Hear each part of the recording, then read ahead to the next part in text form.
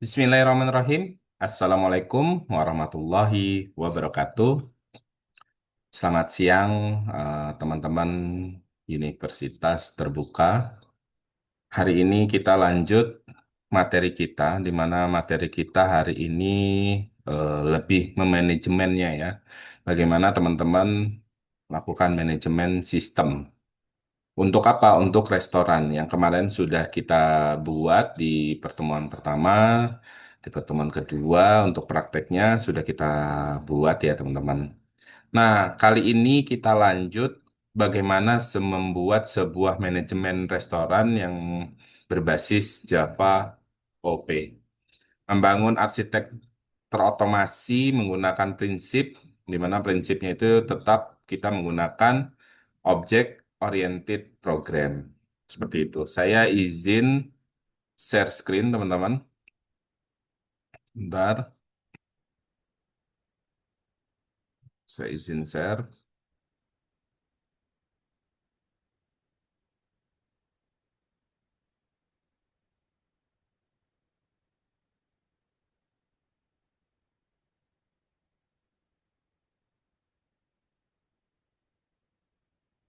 Oke, ditunggu dulu. Nah, udah ya, sudah tampil di sana ya. Jadi, sistem manajemen restoran ini, yang mana kita untuk mata kuliah pemrograman berbasis objek ini, saya berharap teman-teman tentunya bisa mengikuti keseluruhan dari materi. Tugas-tugas yang kemarin sudah teman-teman kerjakan, alhamdulillah tugas-tugasnya itu bagus ya, sudah saya cek. Bahkan untuk teman-teman yang sudah membuat video pun sudah saya cek gitu ya, video 15 menit. Kemudian cara teman-teman menyampaikan materinya juga sudah saya cek beberapa tugas dari teman-teman semua. Tentunya saya berharap teman-teman memahami semua materi yang saya buat. Dan kemudian untuk materi selanjutnya ini tentunya ini tugas yang agak lumayan berat ya kalau teman-teman tidak mengikuti materi-materi sebelumnya dengan benar-benar diperhatikan ya, dengan benar diperhatikan, benar-benar dipraktekkan gitu. Maka teman-teman untuk materi-materi selanjutnya ini akan terasa berat seperti itu. Nah, latar belakang dan tujuan dari transformasi materi sebelumnya, tentunya kalau kita mencatat sebuah menu itu tidak lagi dengan manual, tetapi nanti teman-teman akan mengelola menu-menu ini dengan secara terpusat dan tentunya dengan dinamis. Kemudian untuk catatan pesanan pun pelanggan yang presisi tanpa redundansi data. Kemudian untuk hitungan otomatisnya pun untuk mulai dari perhitungan pajak, layanan, dan diskon secara otomatis bebas human errornya. Kenapa? Karena dengan kita menghitung manual maka terkadang banyak temuan-temuan yang error gitu ya atau salah dalam memperhitungkan mulai dari perhitungan pajak ataupun mungkin di sana ada apa perhitungan pelayanan, kemudian ada mungkin potongan diskon ataupun promo-promo yang sedang teman-teman jalani seperti itu. Kalau teman-teman lakukan itu secara manual, tetapi dengan hitungan otomatis ini tentunya diharapkan bebas dari human error seperti itu. Kemudian untuk penyimpanan datanya itu bisa permanen ya untuk file input outputnya. Tentunya kita bisa melihat riwayat-riwayat yang sudah tercatat otomatis di storage-nya ya di storage-nya. Jadi kita itu ada storage-nya, ada log-nya ketika teman-teman melakukan transaksi seperti itu dalam pemilihan menu ataupun lainnya. Seperti itu ya. Kemarin kita sudah bahas malah stringnya, integernya, array-nya, dan lain-lain. Seperti itu. Dan itu akan tersimpan di storage di pertemuan kedua kemarin. Seperti itu. Nah, di sini nanti ada arsitektur sistem restoran yang berbasis OP. Nah, untuk restoran berbasis OOP ini sendiri nanti teman-teman akan membuat seperti ini ya tampilannya. Nanti ada main Java, ada menu item Java, ada makanan Java, ada minuman Java, kemudian ada diskon, ada menu, ada pesanan. Nah, untuk storage-nya sendiri di situ nanti ada menu dan struk seperti itu ya. Kemudian untuk main Java sendiri itu adalah untuk mengeksekusi layar ya, untuk mengeksekusi layar titik masuk dari program utamanya gitu ya. Kemudian ada menu item. Nah, di menu item makanan, minuman, diskon gitu ya. Kemudian menu itu masuk ke manajemen layer. Di mana manajemen layer ini adalah pengendali dari logika bisnis dan dia akan melakukan penyimpanan yang sifatnya adalah sementara seperti itu. Kemudian ada pesanan Java.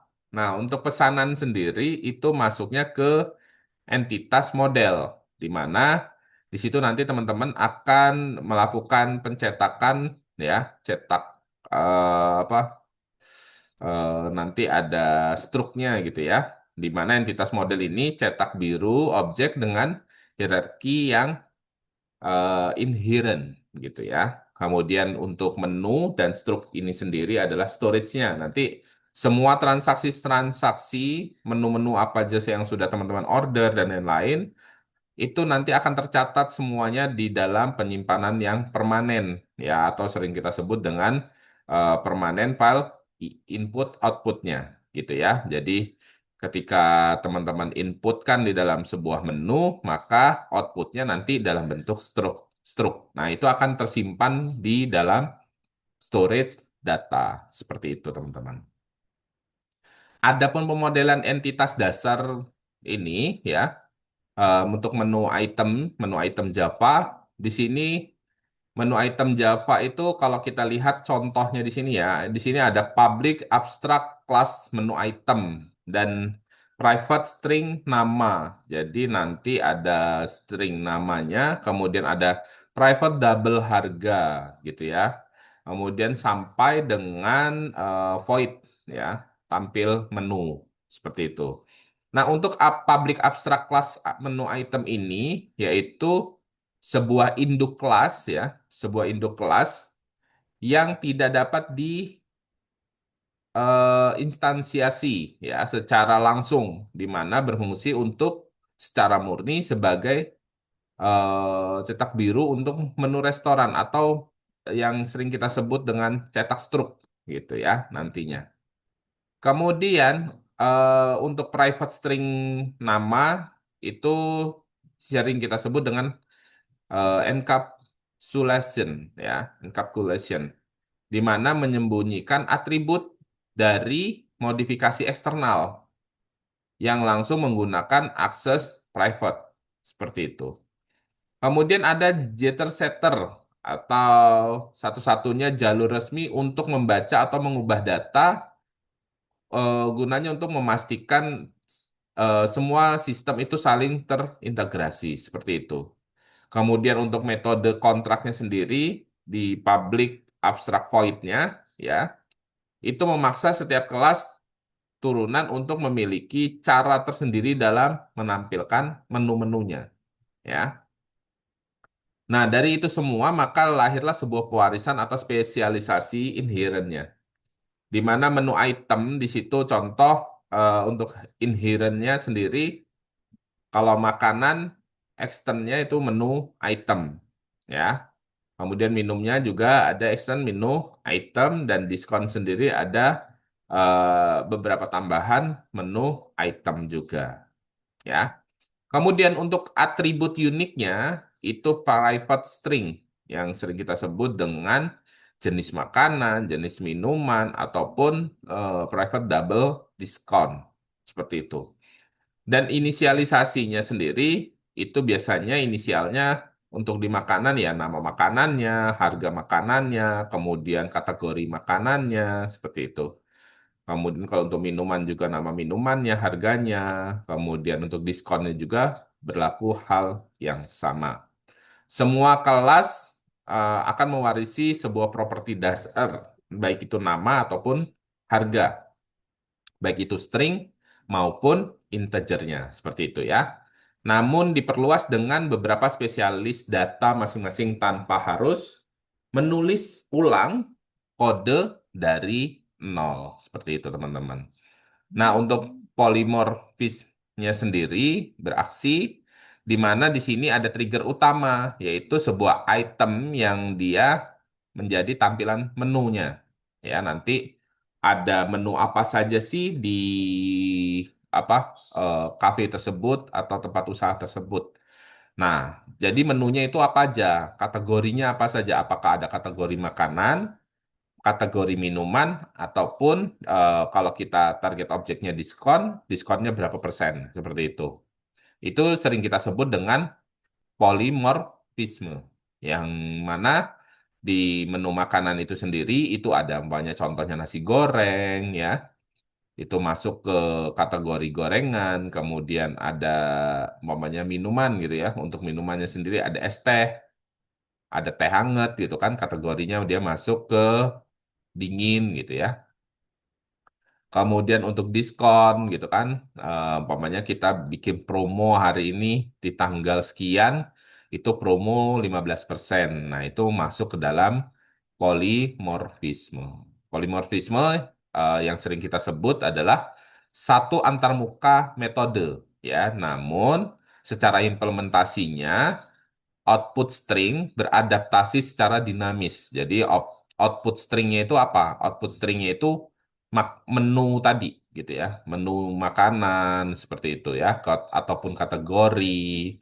Nah, itu adalah output stringnya yang beradaptasi secara dinamis sesuai dengan jenis objek yang dipanggil pada saat runtime tersebut gitu ya. Runtime itu ada saat berjalan seperti itu. Objek mana yang teman-teman panggil targetnya? Apakah minuman, apakah makanan, ataupun mungkin objek promo seperti itu. Nah, ya. Kemudian ada bagaimana teman-teman mengisi atau pengelolaan sebuah data array, ya. Teman-teman array listnya itu teman-teman bikin koleksi gitu ya, collecting gitu ya, secara collecting.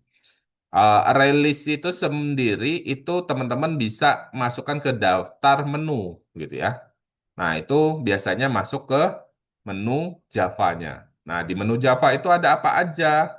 Contohnya, menu-menunya itu di KP-KP, mamanya ada es teh, es jeruk, kopi, mie ayam, kemudian kopi hitam, ya, kopi kopi susu, nasi goreng, mie ayam, dan lain-lain. Kemudian, di dalam storage bin-nya itu sendiri, dalam media penyimpanan pun ada pesanan, ya. Kalau untuk pesanannya, mamanya saya tadi menu yang saya pesan nasi goreng itu 5 gitu. Nanti akan tercatat 5. Saya pesan es teh 2 gitu kan, tercatat 2 seperti itu. Di mana dia akan tersimpannya? Ada di dalam storage bin-nya gitu. Ya. Fungsinya untuk apa? Untuk menyimpan sebuah katalog menu secara dinamis, mudah untuk operasi tambah menu dan cari menu. Nah, ini adalah array untuk melakukan list daftar menunya. Kemudian untuk storage pesanan Java sendiri, pesanan namanya pesanan itu menampung cat ya, menampung cat pelanggan. Apa saja yang dibeli sama pelanggan tersebut. Dan berapa panjang array yang bertambah secara otomatis setiap kali pesanan baru ditambahkan. Nah, itu akan tercatat semuanya. Mengapa sih array list ini menjadi hal yang penting gitu ya? Yang pastinya array list ini untuk menggantikan keterbatasan array yang statis. Ya, jadi kita tuh ada array statis, ada array list. Nah, yang kita bahas saat ini adalah array listnya. Untuk rilisnya sendiri, itu menawarkan ukuran yang sangat dinamis dan fleksibel, di mana rilis ini mampu memanipulasi sebuah data, di mana bagaimana cara memanipulasinya bisa teman-teman menambah, menghapus, mengedit secara real time, seperti itu. Ya, untuk array list collection. Untuk keamanan aplikasi dengan exception Exception handling tentunya ketika teman-teman menginput data ABC mamanya pada pilihan angka, maka di situ nanti ada yang namanya try-catch block. Ya, di program kita itu nanti teman-teman bisa lihat di situ ada tulisan try-catch block.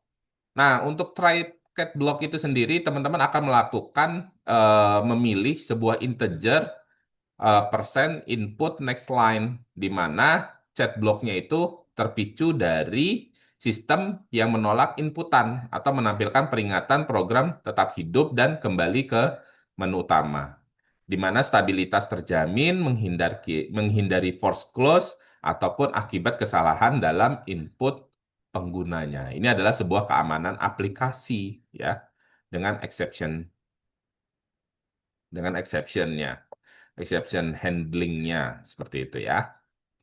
Kemudian teman-teman, dalam logika navigasi dan repetisi sendiri, di situ ada yang namanya siklus looping, jadi perulangan, dan ada navigasi keputusan, decision. Jadi kalau tadi itu ngelooping dia melakukan perulangan, seumpamanya nasi goreng yang nggak ada, ayam goreng yang nggak ada, dia akan melakukan looping, ya, di mana biasanya sering kita temuin dengan perintah do atau will, seperti itu. Nah, kemudian dia akan membaca dari mana? Dari menu item yang ada gitu ya.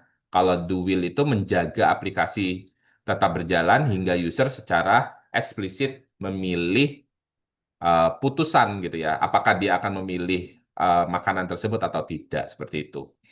Sedangkan untuk for-nya sendiri itu adalah for each loop ya untuk iterasi koleksi data dengan sintaks yang bersih. Seperti itu. Sedangkan navigasi keputusan atau decision itu adalah suite pilihan sistem routing utama untuk 8 opsi menu navigasi. Dan dia akan jika dia secara kondisional bersyarat, umpamanya untuk eh, sat, untuk beli menu ayam goreng, umpamanya beli satu dapat satu gitu. Tapi minimal belanjanya itu harganya yang harga 18.000 atau 20.000 gitu ya. Maka jika subtotal itu terpenuhi, maka dia kondisionalnya adalah bersyarat untuk menentukan pemberian diskon. Seperti itu. Itu yang dikatakan navigasi keputusan. Jadi dia langsung tep. Kalau dia memenuhi syarat, dia langsung masuk ke navigasi keputusan atau decision. Seperti itu. Untuk proses pemesanannya sendiri dan kalkulasi bisnis ini, titik fokusnya adalah pesanan Java, ya. Jadi nanti ada pesanan, ya, yang mana pesanan Java ini akan mencetak struknya. Nah, untuk rumusnya sendiri, untuk subtotalnya sigma harga setiap menu, item, pajak, untuk pajaknya sendiri adalah subtotal dikali 10% atau bisa dikali dengan 0,10 gitu ya. Kemudian untuk pelayanannya sendiri, jika ada service charge ya, service charge umpamanya si waiters nganter makanan gitu ya ke pelanggan gitu. Nah itu biasanya kalau perusahaan-perusahaan besar, hotel-hotel besar, itu ada service charge-nya, service charge atau kafe-kafe yang besar-besar itu ada service charge-nya. Untuk service charge-nya sendiri itu minimal biasanya paling paling murah itu sekitar 20.000.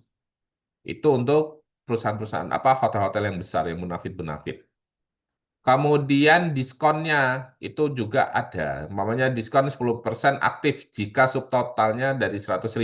Jadi umpamanya dia belanja lebih dari 100.000, dia dapat diskon umpamanya 10% gitu ya. Nah, itu bisa dibuat. Maka keluarlah total bayar. Total bayar itu dapatnya dari mana? Subtotal ditambah pajak, ditambah pelayanan, dikurang diskon. Maka arsitektur ini untuk apa? Untuk memisahkan logika matematika dari antarmuka pengguna serta memastikan bahwa akurasi datanya yang masuk ke struk tercetak dengan benar. Seperti itu ya. Dalam penyimpanan data permanen atau storage-nya, file input-output-nya, itu menggunakan file writer atau dan buffer writer ya. Tujuannya apa? Tujuannya untuk menyimpan daftar ke menu txt, ya, menu teks. Nah, ini untuk menyimpan data. Jadi di menu teks ini itu adalah storage-nya, ya. Jadi dia akan menyimpan data-data yang teman-teman order pada saat itu. Dan rekap transaksi struk.txt. Struk.txt itu adalah transaksi pembayarannya, seperti itu. Nah, sedangkan pada saat teman-teman di awal itu tadi, itu kita bisa melihat dia akan menyimpan sementara ya. Ketika tadi saya sampaikan di awal itu ada penyimpanan sementara. Penyimpanan sementaranya itu akan tersimpan di mana? Ketika contoh nih, teman-teman masih dalam bentuk transaksi. Pokoknya saya pesen nasi goreng, ayam goreng, nasi pecel, kemudian es jus gitu kan, jus jambu atau jus jeruk gitu. Ketika teman-teman masih dalam bentuk orderan seperti itu akan menyimpan sementara. Sifatnya sementara. Sifatnya sementara ini akan tersimpan di mana? Di dalam ROM atau di dalam RAM-nya, seperti itu. Ya, di dalam RAM-nya. Nah, ketika itu semua teman-teman sudah menyimpan data itu tadi, maka dia akan tersimpan ketika teman-teman enter atau selesai, katakan selesai, maka dia akan tersimpan ke dalam storage-nya, ke dalam penyimpanan permanen dalam disk. Nah, untuk penyimpanan dalam disk ini sendiri, storage-nya itu nanti dia akan membuat apa tuh teks ya, isinya di dalam menu teks ataupun di dalam struk teksnya, seperti itu ya. Nah, ini adalah antarmuka pengguna dan output dari eksekusinya ya. Nah, di sini manajemen restoran ya, tambah menu, tampilkan menu, pesan menu dan masih banyak lagi lainnya nanti ya. Nah, itu adalah nanti dia akan tersimpan di dalam nih yang masih ada di sini itu di dalam RAM-nya gitu ya. Di dalam manajemen restoran itu nanti ketika teman-teman order itu dia akan menyimpan ke dalam RAM-nya. Sementara sifatnya.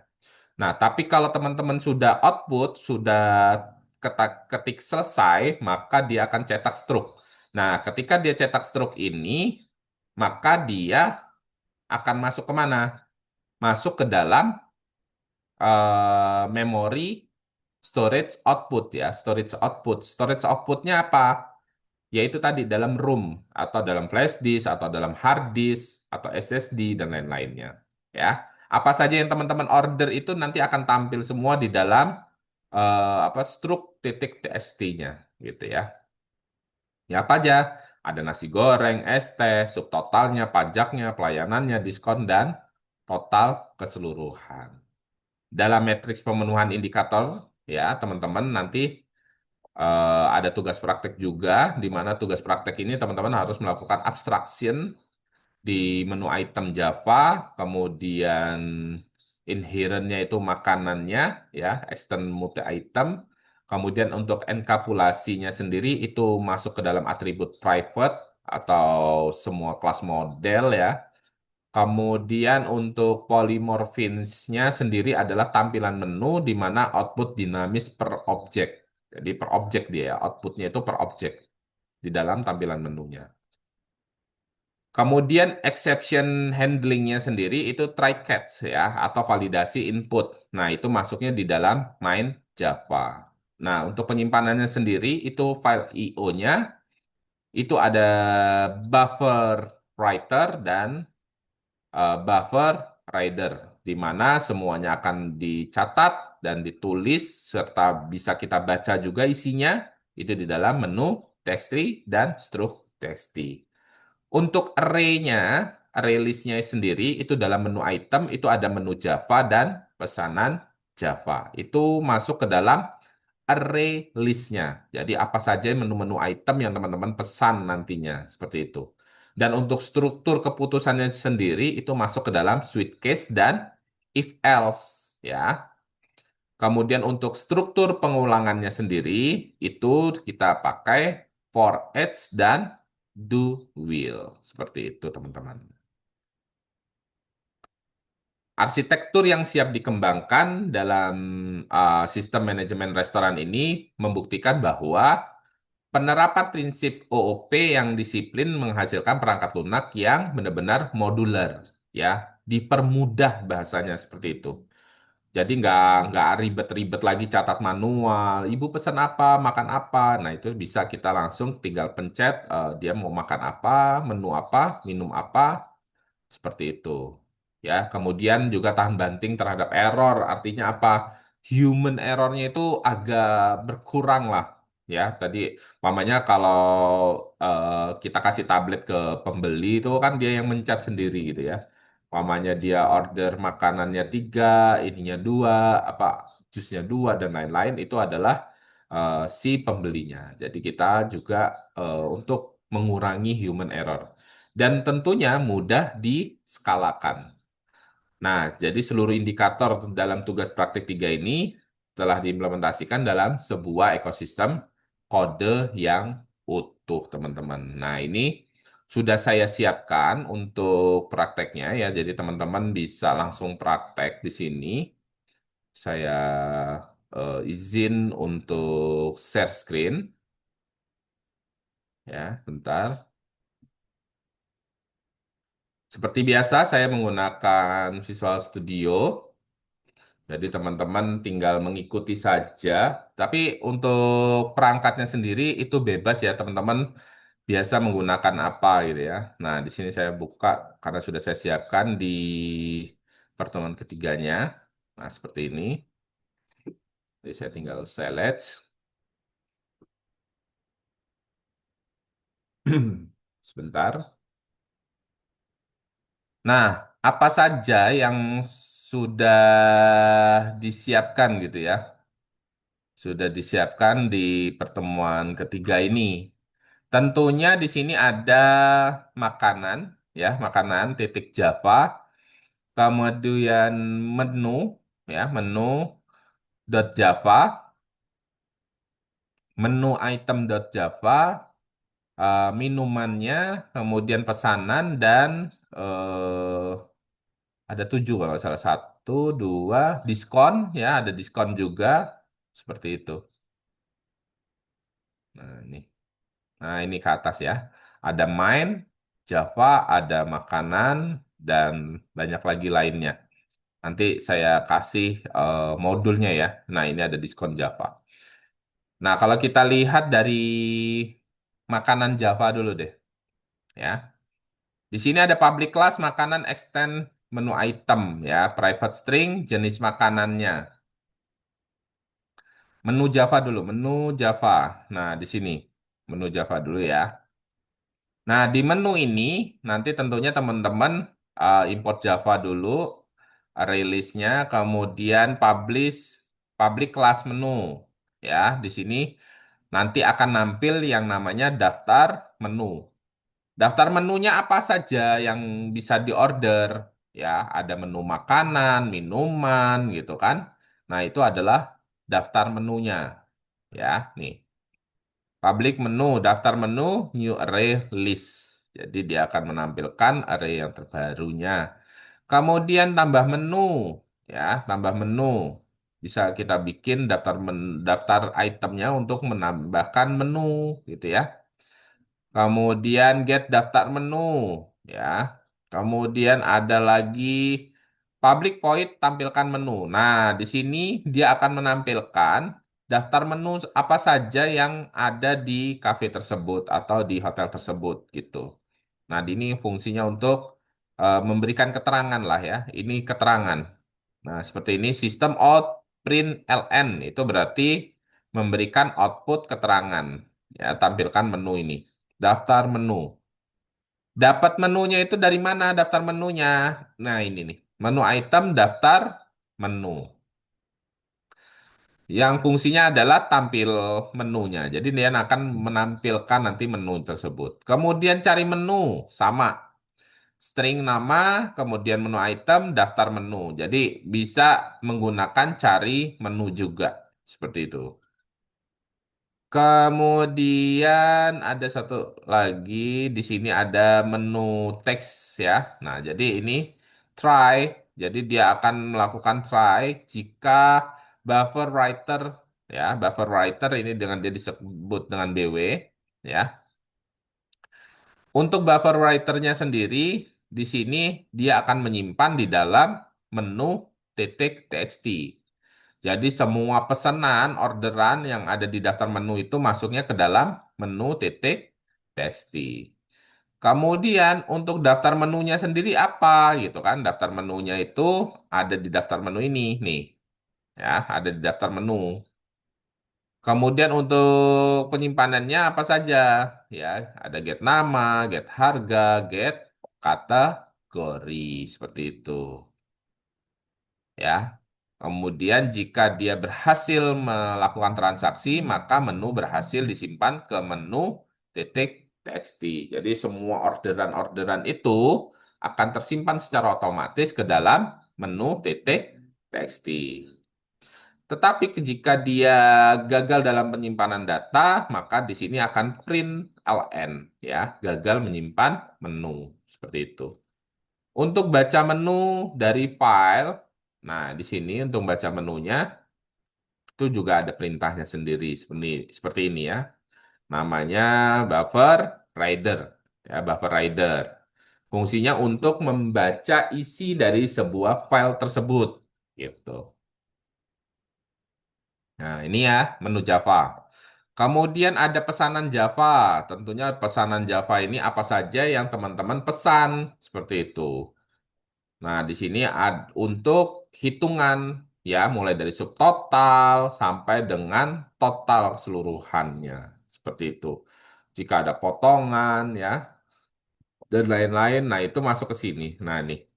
Subtotal pajak pelayanan diskon total. Seperti itu. Ya. Nah, nyimpennya kemana? Untuk nyimpenan storage IO-nya ya, file input outputnya. Tadi kan sudah diinput di menu Java-nya. Nah, di outputnya dia simpan di mana?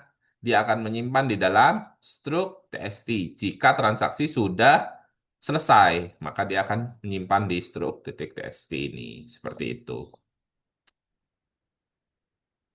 Kemudian ada lagi diskon Java. Nah, untuk diskon ini ya rumus ya. Jadi dia akan memanggil double harga, double diskon, ataupun yang lainnya ya. Pokoknya ada harga tertentu, harga 50.000, ada harga 30.000. Untuk promosinya mau pakai harga yang mana, diskonnya juga mau pakai yang mana gitu kan. Diskon 10%, 20%.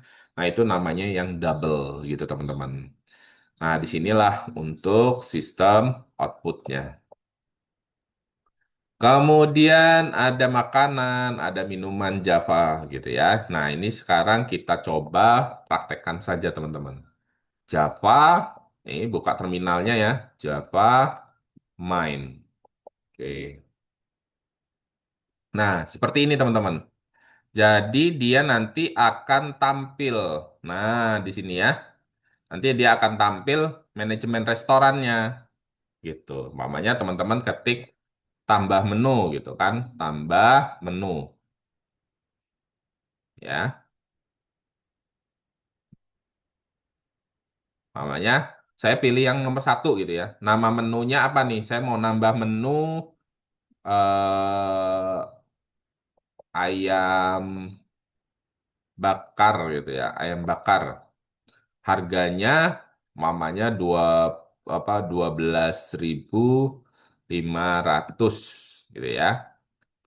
Kemudian masuk ke kategori. Nah, ini jadi masuk ke kategori mana? Nah, ini dia lebih lebih detail dari pertemuan kedua, pertemuan pertama, pertemuan kedua kemarin yang ketika teman-teman praktekkan. Nah, di pertemuan ketiga ini dia lebih detail. Manajemen restorannya dia detail ya. Umpamanya teman-teman mau nambah menu, mau nampilkan menu, pesan menu, cetak struk ataupun menyimpan menu atau membaca menu seperti itu. Nah, itu semua lebih termanajemen lagi, lebih lebih bagus lagi, lebih lengkap lagi data-datanya seperti itu ya. Kategorinya masuk ke kategori apa?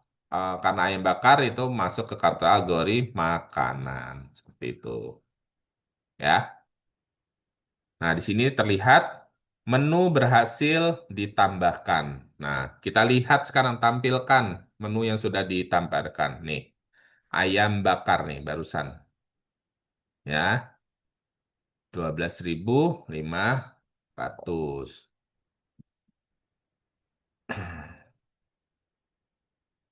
Kemudian kita buat lagi satu tambah menu jus jeruk ya harganya 5.000 deh 5.000 mama 5.000 masuk ke dalam minuman itu ya. Makanya saya mau pesan menu, tinggal pencet angka 3 ini pesan menu. Mau menu apa nih? Saya mau menu jus jeruk gitu kan. Jus jeruk, masukkan nama. Oh gitu. Bentar. Ini tidak boleh ini ya, salah dalam mengetik gitu ya. Makanya saya pesan nomor 3 ya, pesan menu gitu ya. Di sini nasi goreng gitu ya, nasi goreng. Nah, itu ya. Konsumen. Nah, ini ya. Pesanan berhasil ditambahkan. Nah, jadi tadi saya pesan menu nasi goreng. Kemudian saya mau pesan lagi mie ayam gitu kan. Pesan menu nomor 3. Mie ayam. Nah, tuh. Pesanan berhasil ditambahkan. Nah, kalau kita mau lihat cetak struknya, tinggal teman-teman pencet angka 4-nya, maka dia akan terlihat nih. Pesanan menu apa saja? Tadi saya pesan nasi goreng, mie ayam, gitu kan. Nah, ini nanti 25.000 sama 20.000, subtotalnya 45.000, pajaknya 10%, pelayanannya, ini pelayanan ini bebas ya teman-teman bisa tambahkan atau tidak, itu tergantung dari rule bisnis yang ada di perusahaan tersebut atau di kafe-kafe tersebut atau di hotel tersebut, seperti itu. Totalnya berapa setelah dikurangi diskon biasanya. Ya, struk berhasil disimpan ke dalam struk titik txt gitu. Jadi teman-teman nanti tinggal lihat di sini gitu ya. Nah, dia ada di dalam struk titik txt. Nah, ini teman-teman. Nah, di dalam sini tuh. Nih totalnya. Jadi dia sudah tersimpan semuanya. Tuh. Seperti itu teman-teman. Atau mungkin eh, ada yang mau ditanya juga boleh. Untuk bertanya, teman-teman bisa nanti ya apa untuk bertanya di dalam grup gitu ya. Nanti akan segera saya jawab pertanyaan-pertanyaan teman-teman semua. Mungkin itu saja untuk materi hari ini, untuk materi yang ketiga ini. Semoga di materi ini teman-teman bisa memahami. Nanti untuk codingannya nanti saya share ke grup juga atau nanti saya share di dalam learning management sistemnya sehingga teman-teman bisa unduh di sana semua. Mungkin itu saja dari saya untuk materi hari ini. Terima kasih banyak teman-teman sudah antusias dalam mengerjakan tugas-tugas sebelumnya. Dan tugas di pertemuan ketiga ini juga teman-teman saya harap bisa menyelesaikannya ya. Seperti itu. Ntar saya lihat dulu untuk, oh iya, ini tugasnya. Oke, mungkin itu saja dari saya. Terima kasih banyak. Sehat-sehat selalu buat teman-teman semua. Semoga teman-teman diberikan kemudahan dalam segala aktivitasnya. Gitu ya. Saya akhiri. Terima kasih banyak. Assalamualaikum warahmatullahi wabarakatuh.